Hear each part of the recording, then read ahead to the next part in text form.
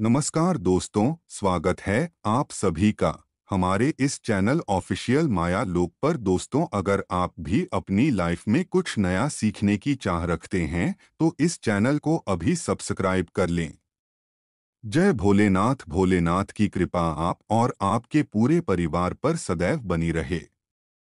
दोस्तों, आज की इस खास वीडियो में जानेंगे कि आखिर मुख्य द्वार पर जल छिड़कने का समय क्या होता है और सही विधि क्या होती है। किस समय हमें जल छिड़कना चाहिए? मुख्य द्वार पर क्या मुख्य द्वार पर जल छिड़कने के लिए स्नान करना जरूरी है, या बिना स्नान किए भी मुख्य द्वार पर जल का छिड़काव किया जा सकता है? झाड़ू लगाने से पहले या फिर झाड़ू लगाने के पश्चात जल छिड़कना चाहिए? और एक और प्रश्न आया है कि क्या पीरियड्स में हम अपने घर के मुख्य द्वार पर जल का छिड़काव कर सकते हैं या मुख्य द्वार पर दीपदान कर सकते हैं? और जल से ही जुड़ा हुआ एक और प्रश्न है आपका कि मंदिर में जो प्रतिदिन हम एक जल रखते हैं, उस जल का हमें क्या करना चाहिए? किस प्रकार प्रयोग करना चाहिए? क्या हम उसे खाने में प्रयोग कर सकते हैं या फिर हम किसी पौधे में डाल सकते हैं? उस जल का उपयोग किस प्रकार से होना चाहिए? और मुख्य द्वार पर जल छिड़कने से संबंधित आपका अगला प्रश्न है कि कई ऐसे लोग हैं जो कि फ्लैट में रहते हैं।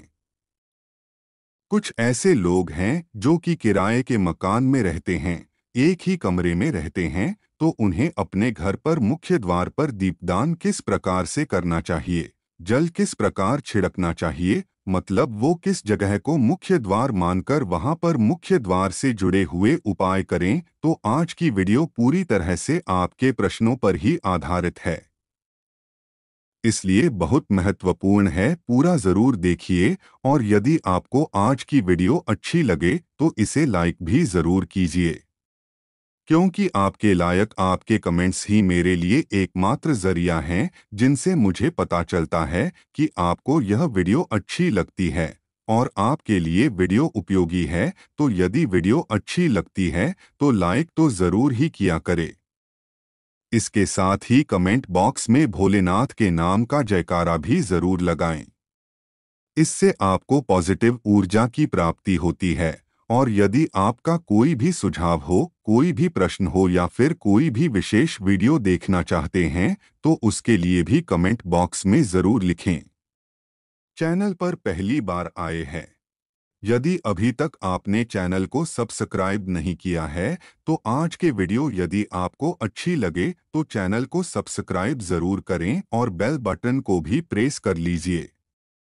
तो इससे यह होगा कि इस चैनल पर जो भी नई वीडियो अपलोड होंगी उनकी नोटिफिकेशन आपको सही समय पर प्राप्त होगी।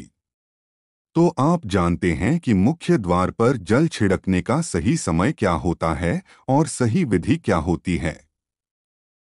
तो देखिए, यदि आप मुख्य द्वार पर जल छिड़कते हैं तो आपको ध्यान रखना है कि जल आप एक दिन पहले ही मतलब रात को सोने से पहले एक पात्र में, कोई भी आप पात्र सकते हैं, जैसे कि आप एक तांबे का भी पात्र ले सकते हैं।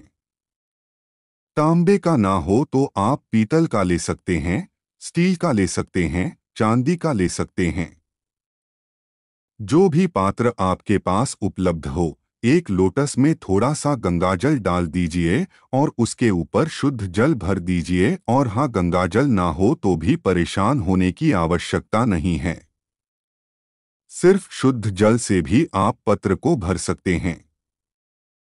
जल से भरे पात्र को अपने घर की रसोई में रख दीजिए। अब जैसे कि आप अगले दिन सुबह उठकर इस जल का छिड़काव अपने घर के मुख्य द्वार पर करेंगे। अब बहुत से भक्तों के प्रश्न आए हैं कि क्या हम स्नान से पहले ये जल छिड़क सकते हैं या फिर स्नान करना जरूरी है। देखिए, मुख्य द्वार पर जो सुबह सवेरे सबसे पहले जल छिड़का जाता है, जैसे कि जो रसोई में रखा हुआ जल होता है, ये एक तरीके से उपाय के तौर पर किया जाता है।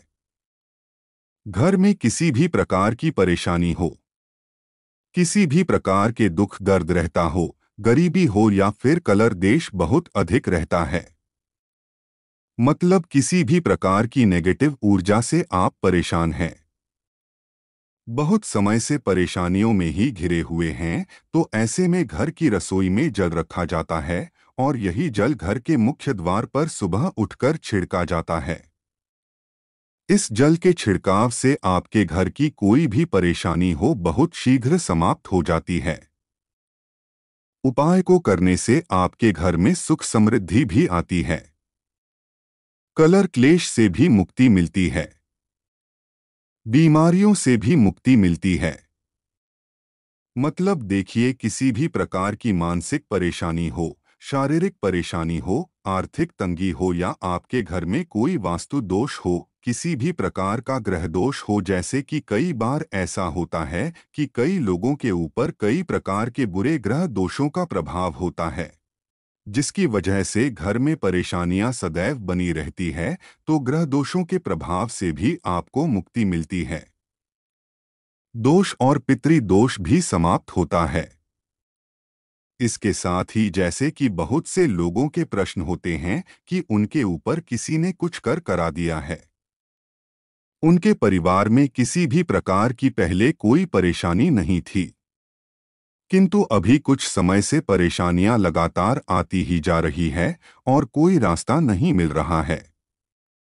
परेशानी से निकलने का तो किसी के भी किए कराए तंत्र मंत्र का प्रभाव हो, किसी की बुरी नजर का प्रभाव हो, तो भी आपके इस उपाय से मतलब इस एक लौटे जल से आपकी परेशानी स्वतः ही कुछ दिनों में हो जाती है। तो यह घर की सभी परेशानियों से मुक्ति पाने का रामबाण और सबसे सरल, सबसे आसान उपाय होता है, जो हमारे शास्त्रों में वर्णित है।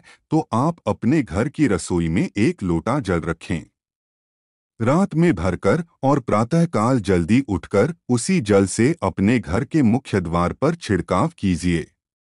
अब जैसे कि बहुत से लोगों के प्रश्न आते हैं कि यह जल हमें किस समय अपने घर के मुख्य द्वार पर छिड़कना चाहिए, तो देखिए, सुबह सूर्योदय होने से पहले इस जल का छिड़काव आपके घर के मुख्य द्वार पर हो जाना चाहिए। आप चाहे इसके पश्चात आप शुद्ध जल से मतलब किसी भी दूसरे जल से अपने घर के मुख्य द्वार को धोते हैं, तो पश्चात में भी धो सकते हैं, कोई समस्या नहीं है। किंतु इस जल का छिड़काव घर के मुख्य द्वार पर सूर्योदय होने से पहले हो जाना चाहिए। और अब जैसे आपका अगला प्रश्न है कि क्या हमें स्नान करके इस जल का छिड़काव अपने घर के मुख्य द्वार पर करना चाहिए या फिर बिना स्नान किए भी कर सकते हैं। ये जो हम जल छिड़कते हैं, मतलब ये एक उपाय होता है, तो इसे हम स्नान करने के पश्चात नहीं करते हैं। सुबह जल्दी उठते हैं और उठकर सबसे पहले घर की रसोई में जाएंगे। उसके पश्चात उस जल को लेकर आप घर के मुख्य द्वार पर जाएंगे। ऐसी और धार्मिक जानकारी के लिए हमारे चैनल को सब्सक्राइब करें। धन्यवाद।